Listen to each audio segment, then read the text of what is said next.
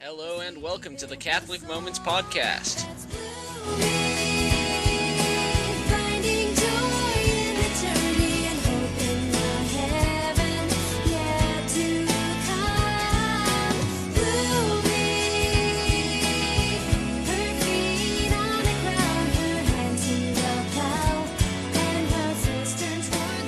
And now, here's your host and my mom, Lisa Hendy. Well, thank you, Eric, and thank you, of course, to Teresa Smith for sharing her song, Blooming. Welcome, everybody, to episode 40. I thought I'd give you a couple moments to just sit back and listen to Blooming. Teresa does such a beautiful job on that song, and if you haven't heard the whole words to the song, please go over and check out her website. She's at www.teresasmithmusic.com.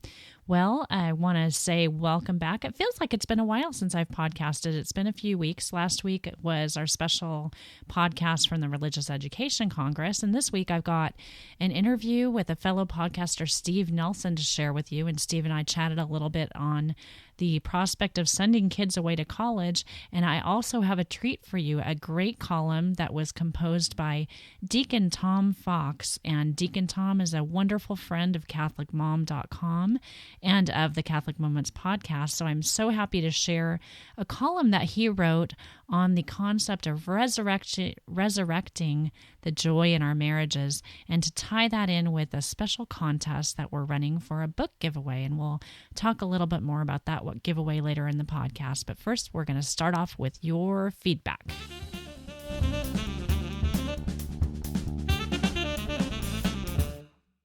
Our first email is from Earl, and I want to say thank you to Earl for taking the time to write me. He says, Lisa, I'm finally getting caught up on your podcast after a 2-month stretch of not having my iPod. Oh my gosh, Earl, I would go crazy if I didn't have my iPod for 2 months.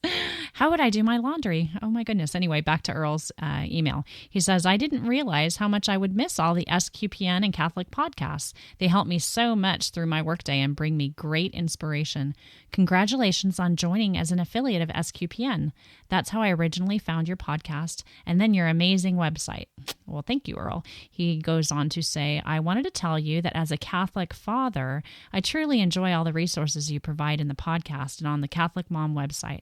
My wife and I used one of your projects for the Advent wreath to make our very first Advent wreath with our 3-year-old daughter. We made the construction paper wreath, and Chloe, our daughter, loved doing the prayer and putting the new candles on the wreath each week. Again, thank you so much for the great information and the wonderful podcast, and keep up the great work. Well, thank you, Earl, and I hope that you guys have discovered the different Lent activities that we've also got at the website. And again, for those who haven't visited, it's CatholicMom.com, and we've got every week great kids activities and resources that relate to the Sunday liturgies, things like coloring sheets, word search puzzles, crossword puzzles, lesson plans, all kinds of things, Mass worksheets for kids age 7 through 14 to take to Mass with them. And we also have different liturgical activities that go on through the course of the liturgical calendar. So if you check there this week, we've got some great Palm Sunday activities, and we'll talk a little bit more about Palm Sunday towards the end of the podcast. So here's a message that I got from Rachel on my Facebook account, and thank you, Rachel, and to all my buddies on Facebook, I want to say hello. Rachel says, hey, Lisa. Oh, and I have to mention that Rachel and I got to meet in person at the Podcast Expo in the fall, and so I can just picture her humongous, adorable smile when she's writing this, and she's just a really special person. So thanks, Rachel, for writing me. And she says, hey, Lisa, how's it going? I've been good, busy. I started the MBA program that I seem to be blogging about nonstop. Anyway, I'm listening to your latest Catholic Moments podcast about the Religious Ed Congress. I'm so jealous. I wanted to go this year, but since I had to fly off to Guam earlier this year, I didn't have enough vacation time to use to go to Congress. I'm glad that you had fun and learned a lot. I hope I get to go next year. I'm looking forward to the seminars and the shopping. Take care and God bless. From Rachel. And Rachel, I hope you get to go too, and I'm really hoping I get to go next year, and that maybe we can do some kind of like a little meetup there and have lunch someday, or just enjoy a little bit of the Congress together. I'm still coming down from the high that I had at that experience. So thanks, Rachel, for that note on Facebook. And the next email that I have is from someone very special. Her name is Dee Fox, and Dee is actually the wife of Deacon Tom Fox, who you're going to hear from a little bit later in this podcast. But Dee wrote to me as well, and she says the following: Lisa, you regularly hear from Deacon Tom Fox, but this is the first time you're hearing from his wife. I began to listen to your podcast somewhat later than he did, so I haven't heard a lot of the earlier ones. I'll go back and listen as time allows. Actually, let me just say here, parenthetically, Dee, don't bother going back because, oh my gosh, I still have so much room for improvement, but there was really a lot of room for improvement in those early podcasts. So, boy, we really didn't know what we were doing back then. It was even rougher than it is now. So anyway, let's see where I am in this email. Dee says, Tom gifted me with my very first own iPod Nano for Christmas. So now I don't have to share with him. And Deacon Tom, I'm wondering if that was a little bit of a selfish gift that Dee was discovering the fun of podcasts and was using the iPod too much. So good job on the Christmas gift. Dee says, your episode about your visit to San Francisco made both of us smile as you described the sights and places you visited that day. We lived in the San Francisco area for about 6 years, so your podcast brought back many of our fond memories from that area. I just listened to number 37 and your interview with Mary Beth Hercules. She mentioned the light way in her talk, and I wondered if you'd ever interviewed or would consider interviewing Suzanne Fowler, who's the founder of the Light Way program. Several of us took part in her 12-week program at our former Colorado parish. Her website is www.lightway, and way is, of course, spelled WEIGH.com. So again, that's www.lightway.com. I'm also a regular listener of the Rosary Army and have heard both you and Jennifer talk about playing Scrabble. I love playing Scrabble and wondered how this online game works. Could you clue me in? And while you're at it, tell Deacon Tom that he needs to play Scrabble with his wife more often. How you do all that you do is amazing. What vitamins are you taking? Congratulations on your wonderful work. Blessings from Dee Fox. Well, Dee, I just want to thank you so much, not only for your email, but also for sharing Deacon Tom with myself and with so many other people who get so much out of the beautiful writing that he does for CatholicMom.com and also for the Catholic Family Podcast. He's a tremendous contributor, not only in terms of his writing, but also spiritually to the work that we're doing. And so what I wanted to say about this email was that if you're interested in playing Scrabble with me, which would equate to beating me at Scrabble, because I seem to be the world's worst Scrabulous player, you can sign up for a Facebook account, which is very easy. I'll have a link in our show notes at CatholicMoments.com. And there, through the link, you can actually sign up for Facebook if you aren't already a member. And then one of the things that you can do is go to my profile and find the Scrabulous application, and then you can sign up to challenge me to a game.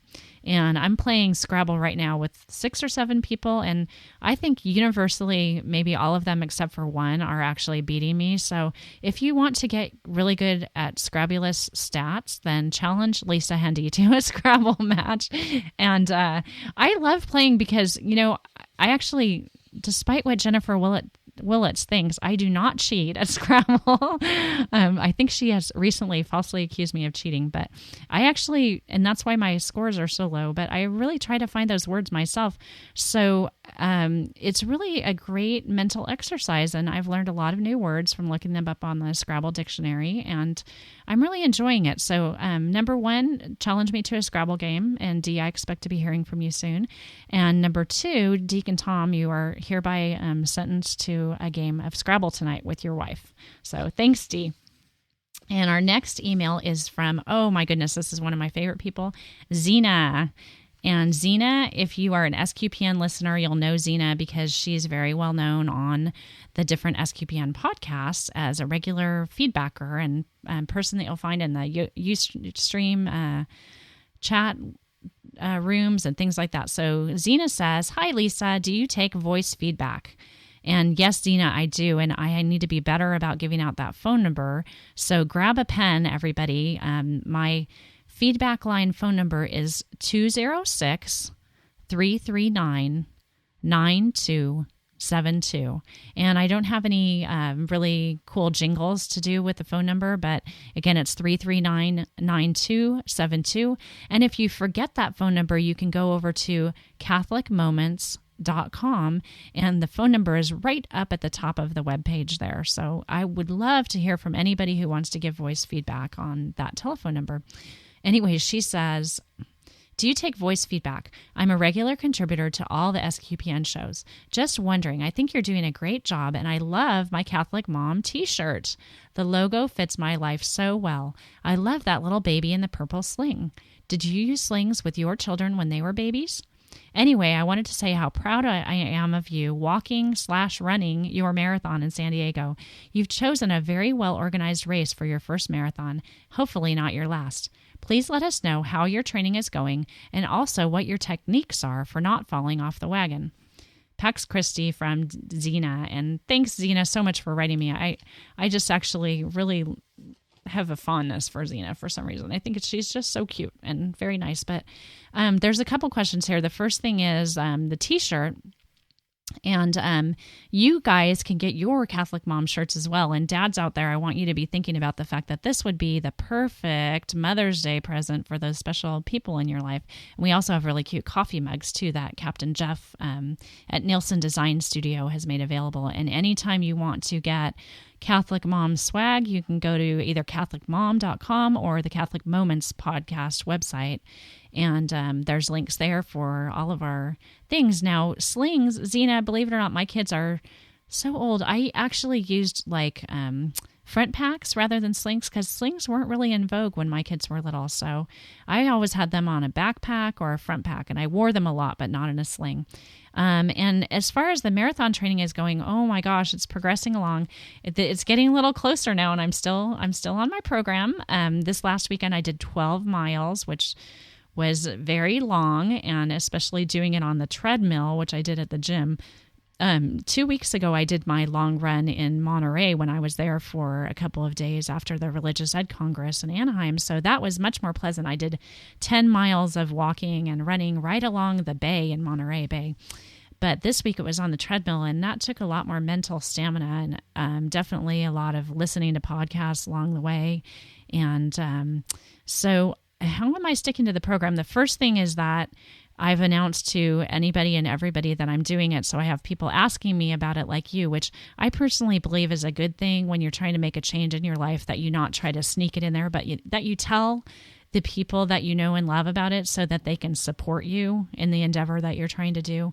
And so all of you guys know about it, and many of you have asked me, so I can't quit now, can I? The other thing is that I have a really good friend that I'm actually doing the marathon with, and she and I meet at the gym 2 or 3 times a week for our training, and that has helped me quite a lot. So having a buddy to do the workouts with really helps a lot too. So anyway, Zena, thank you so much for taking the time to email me, and I do hope that I'll hear from you on my voicemail line, which again is 206-339-9272. And now, because she's been so kind to write in, I'm actually going to play a trailer for a preview of a new podcast that Zena is doing. It's called Catholic City, and it's a really cool podcast, a video podcast, actually. So here comes the trailer for Catholic City. Hi, my name is Zena, and I was born to good Catholic Filipino parents in a suburb right outside of Boston. They sent me to Catholic school from kindergarten to my senior year of high school. Here I am at my first communion, and here's a 4th grade picture. See if you can find me. There I am. After high school graduation, I hightailed it out of Beantown. Somehow, I ended up back in Massachusetts, this time with a family of my own. In the past, I've taken for granted my hometown's rich history, Catholic and otherwise, so I've decided to take a fresh look around at the city, and I'm taking my video camera with me. This will be a light-hearted view of Boston from a Catholic's point of view. Hope you'll join me for this brand new video podcast, Catholic City with Zena. Thanks, Zena. That is such an awesome podcast. She's done 2 episodes now, or her preview episode and episode number 1. And boy, I have to say that I love visiting Boston via video. I was actually able to go there a few years ago with my family, and I hope to get back sometime soon. But I'm really looking forward to seeing Boston from Zena's perspective, and I'll definitely have links to the Catholic City podcast for you to be able to go over there and visit that as well. But thank you to Zena and to everyone else who shared feedback this week.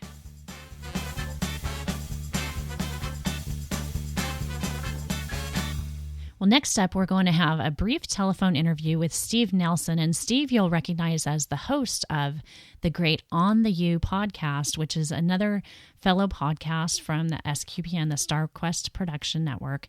And Steve and I had a little chat about sending kids off to college. I hope that you will enjoy this interview. And I do want to let you know up front that towards the end of the interview, we were having some Skype issues on his end. So some of the recording might be a little bit hard to hear there, but hang with it. And I think there's some great information. So here is Steve Nelson from ontheu.com.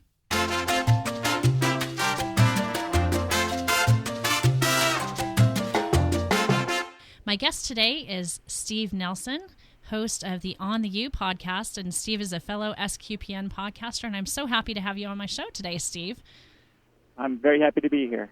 Well, why don't you just briefly introduce yourself and your family and let us know a little bit more about On the U?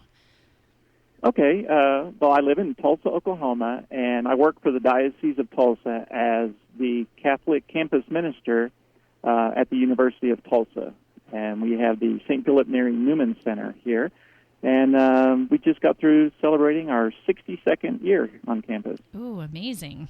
Yeah, it's my full-time job being campus minister here. And our podcast, On the U, is sort of an outreach ministry that we have, trying to, share what college life is like for Catholic students, and also to give our students an opportunity to sort of be sort of evangelists in new media. Are the co-hosts that you have consistent, the same folks every time, or do you rotate students in and out of that role? It really kind of varies each semester, but I have two co-hosts, Pat and Elizabeth, that are here pretty much every week. But we bring in other students when we can, whenever there's a topic that they're interested in, or sometimes they'll just stop me in the hallway and say, hey, can I be on the podcast this week? That's great. I think that must be so fun because they're so in touch with the technology now that, they're probably just pros at it right away. So, and their peers probably love hearing them on their iPods as well. It's great. Yeah, and their parents. I get more email from their parents saying, oh, we were so happy to hear Pat on the podcast last week. Well, it's very topical, your podcast, and I enjoy listening to it because you're always talking about whatever the current liturgical season is and kind of from their perspective, ways to live out the liturgical calendar, which is a lot of what we do on our show as well. So I find it very current. And if you're not listening to the On the U podcast, you can definitely head over to their website and also pick it up through SQPN. So. Well, I want to pick your brain a little bit here, Steve, because I'm actually a local representative for the University of Notre Dame. I do a lot of our alumni student recruiting, and so I'm very in tune with the seasons of, people applying for colleges and the fact that there are lots of kids out there right now waiting to get letters from universities and find out where they're going to be going off to school next year. So I wanted to just talk with you a little bit from a parent's perspective about how parents should be helping their kids these days with making these very important decisions about where to consider going to college and how to select a college from sort of a spiritual perspective. Well, my dad gave me a piece of advice that I like to share with parents, and he reminded me that when I was looking for a college that the 4 years I'm going to spend in college is not just about the education that I'm going to get. It's also about living those 4 years. And so I think, when parents and students are going and looking at other campuses, they need to sort of think of the whole environment. And that includes how they're going to live out their faith life. And I know a lot of universities will bring students in for weekends where they can, sort of experience college life, and they can take tours to their campuses and things like that. And I would always suggest that they try to make an effort to include, the local parish, the local Newman Center into those tours, and try to understand that, this is part of the decision. Right. I think that it's probably not something that you think about when you're looking at a college. You think about, what your major is going to be and all that. But definitely, especially if it's not a religious school, you do want to make sure that there's sort of a support network there for the student. Now, how do kids go about getting involved in your program? And do you have an outreach to them, or do they just sort of find their way to you? They get here a lot of different ways. The University of Tulsa is a private college, and so we get some information from the university about the religious preferences of the students, so we can actually reach out to them before they come to campus. A state school is restricted from that kind of information, providing that information, so it's much harder for them.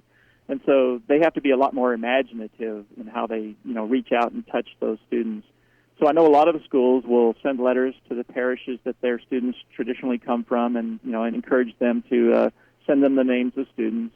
They'll also have all kinds of things like student activities fairs and advertisements and a lot of word of mouth that just sort of lets the students on campus know that there is a Catholic organization that they can be a part of. But it's much more difficult to get them to actually step foot inside. And that's really where, at the peer level, it really works the best. Finding friends to go with and making it part of your social life, huh? Right. And that's, people underestimate the power of the social aspect of what a Newman Center or a Catholic College Student Center would do. It's so much about getting them inside the door and getting them comfortable being there, meeting the chaplains, meeting the staff, meeting the other students. It's, that's so much the critical aspect of it. How can parents support that? I know that when you send your child away to college, you sort of, you arm them with 18 or 19 years of preparation and taking them to Mass on Sunday and participating in the sacraments as a family. But then you sort of have to kind of let them go, which I haven't had to do that yet. My son's 16. I know it's coming, and I'm a little terrified about it, to tell you the truth.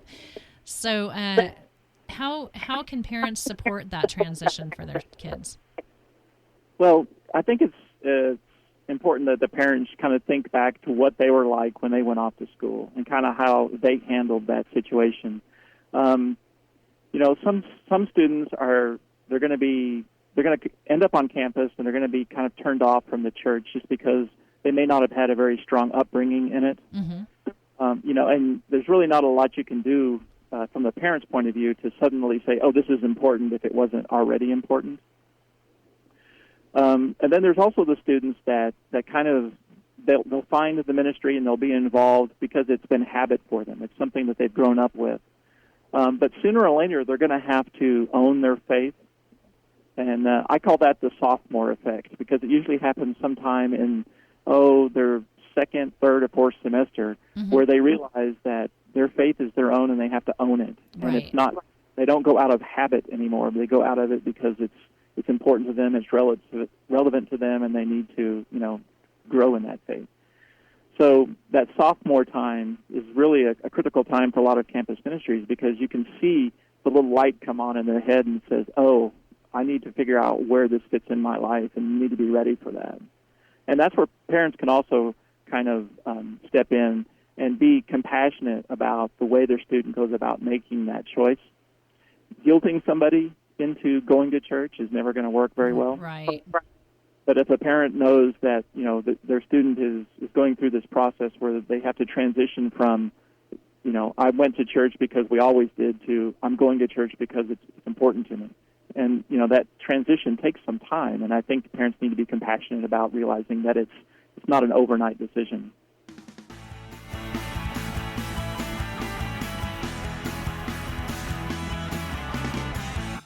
And again, that was Steve Nelson of On the U, a great Catholic podcast that you can find either at ontheu.com or over at sqpn.com. And next up, we have a wonderful column that was specially written for us by Deacon Tom Fox. And this is actually in collaboration with a giveaway contest that we're running right now. We have two contests happening right now over at CatholicMom.com. The first is our Catholic Exchange Women's Study Contest, which actually comes to a roaring conclusion today on March 12th. If you get your entries into me, maybe you get this podcast downloaded tonight and get me your entry by today, midnight on March 12th. You could be entered to win that. And for the next week, we'll also still be continuing our marriage book giveaway, which is to receive one of 3 copies of Marriage, How to Live Together and Like It by Dr. Louis Barbado. And Dr. Louis Barbado was actually also a deacon and a good friend of Deacon Tom Fox. And that's how we came about the book, because Deacon Tom has graciously donated the copies of that book in an effort to help us with a look at resurrecting the joy in our marriages. And so here we have a wonderful column that was written and shared for us by Deacon Tom. Unfortunately, for this episode, his voice was not up to recording this for himself. So imagine as I'm reading it that you're hearing Deacon Tom Fox's words. I'm sure that he would be a much more eloquent purveyor of this particular column than I am, but the sentiment still the same shines through, and it's a beautiful thing that I'm happy to share with you. So here is Deacon Tom Fox for you.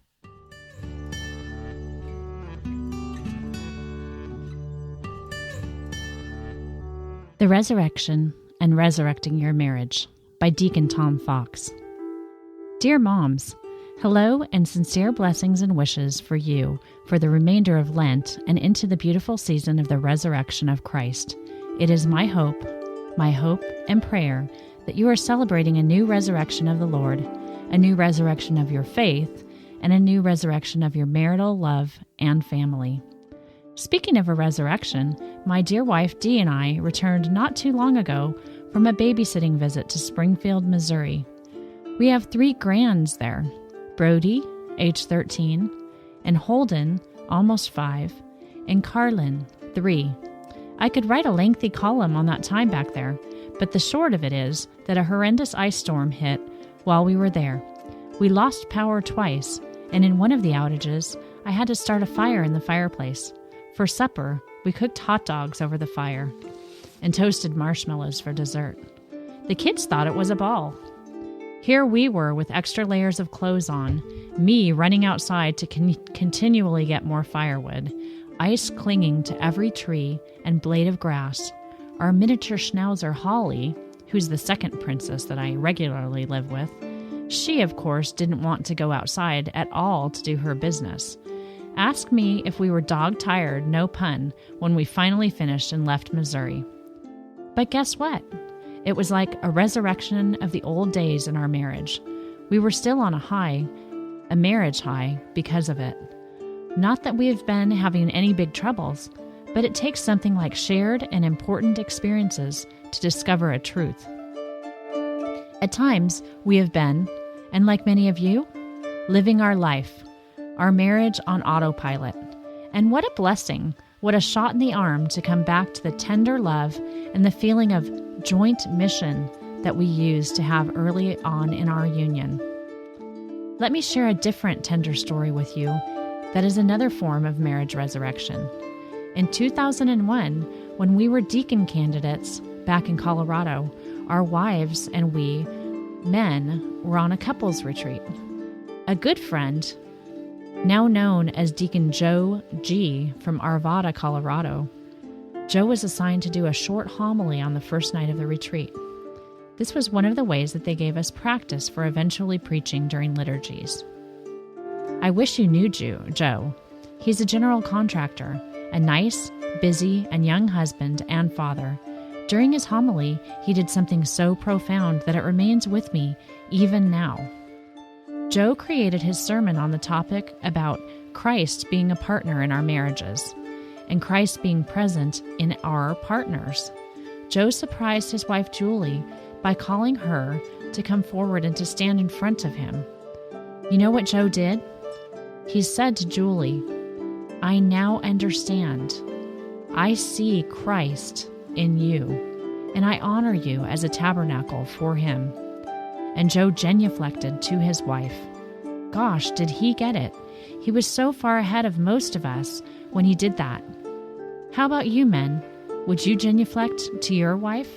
Or you women, would you genuflect to your husband? I tell you these 2 experiences because I've been working with my friend Lisa Hendy, Catholic mom extraordinaire, and fast-rising star of the internet with her Catholic Moments podcast. we've been having email discussions about how she and I, could collaborate a little and work to bring freshness back into our marriages. Marriage is the heart of the family and of all civilization, and so it is most important that we work to grow love in our marriages and to make sure that God is recognized as an active partner. We know God is love, and God is found in the Trinity, a loving relationship of three. Therefore, our marriages are to be icons of the inner life of the Trinity. God intends for our marriages to be life-giving and completely self-giving, to have the utmost respect for the dignity of Christ in our partners. I don't need to tell you how much marriage is under assault by the media and in our society. In a resurrected marriage, the other person becomes seen as a heavenly gift, a part of God's plan for us. And, like my friend Deacon Joe, to invite Jesus into the relationship means that we recognize God's presence in our spouse, and our marriage becomes Eucharistic. Jesus said, "Abide in my love. Love one another as I have loved you." Is that love of Jesus a part of your married life? If it isn't, I'm here to tell you that it can be.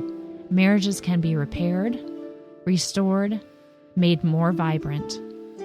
I'm here to testify to the power of Christ as an agent of transformation for marriages. Not perfection, mind you, but a new, life-giving resurrection and transformation. Blessings, Mom. Blessings, moms. I am in prayer for you. Deacon Tom.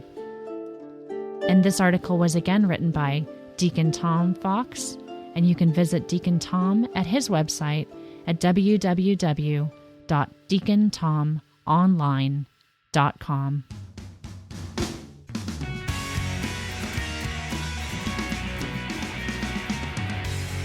Well, that's about all we have time for this week. I hope that you will enjoy the events of the next couple of days. We're going to be celebrating St. Patrick's Day in style at the Hendy household. My boys actually have their first gig. They are going to be playing Irish music at the Knights of Columbus corned beef and cabbage dinner on Saturday night for all the Knights of Columbus and their guests, and so they're really excited about that. They're letting their dad sit in with them on the guitar, so Eric will be playing mandolin and banjo, and Adam will be there on his tin whistle and his drum, and Greg will be playing guitar, and they've got a fiddle player playing with them, and even an Irish soprano sitting in on a few songs as well. So Erica's producing the whole thing, and cross your fingers that goes well for them because they're really excited about it. And then on Monday night, they're actually playing at a family pub near us with a group of people, again, for St. Patrick's Day. And of course, this weekend, we observe the Palm Sunday of the Lord's Passion, Passion Sunday, Palm Sunday. And again, as I mentioned earlier, we will have some great resources for you at CatholicMom.com for Palm Sunday.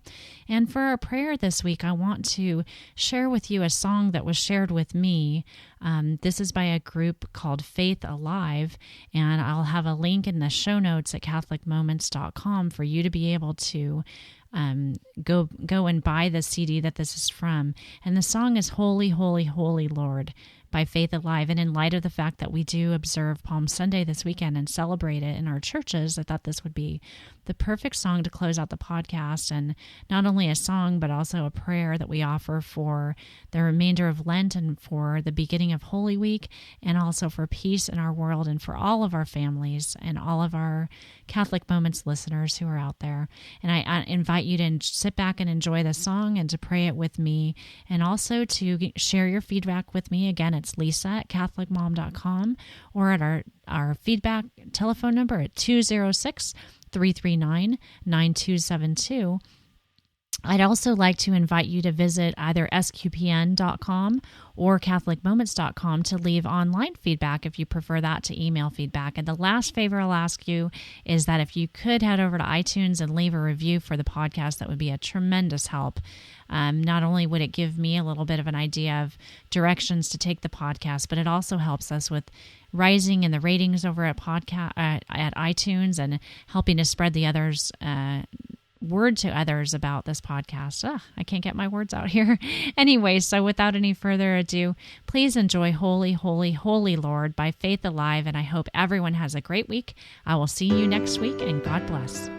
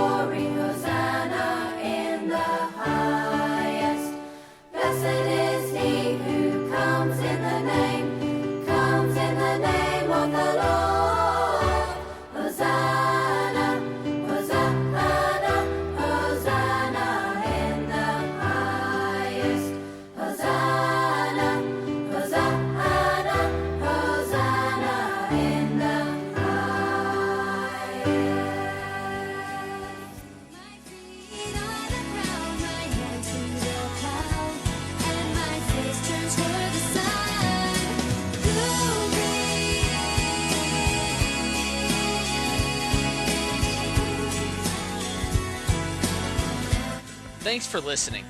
We'd love to hear any feedback or suggestions that you have for the podcast. Please visit us at catholicmoments.com or email us at catholicmoments@mac.com. And until next time, remember to make every moment count. SQPN, the best in Catholic podcasting.